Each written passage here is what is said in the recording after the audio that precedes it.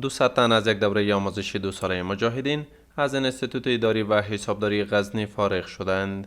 مسئولین میگویند در بخش تعلیم در افغانستان تبلیغات منفی می شود، اما اکنون در کشور در رابطه با علوم عصری و دینی فعالیت های صورت می گیرد.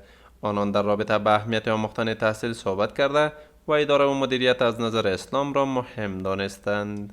مغربی ملکونه دا تنقید اعتراض کوي چې افغانستان کې دا تعلیمی نصاب او دی تعلیمی سطح دا کمزوری شوی ده، خو لیکن زه مغربي ملکونو ته او هغو خلکو ته دا واضحوم چې الحمدلله د افغانستان اسلامي امارت د تعلیم په برخه کې هر ډول کوششونه کړي دي او د دغه تعلیم د ارتقا لپاره به خپل محنت جاری او ساري ساتي.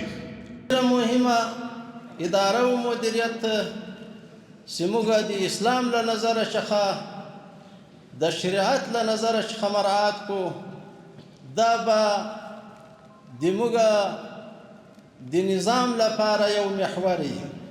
مجاهدین فارغ شده میگویند با آموختن امورات اداری اکنون میتوانند خدمات بهتر را به مردم انجام دهند. این مجاهدین از مسئولین میخواهند که زمینه تحصیل بیشتر را برای آنان مساعد نمایند.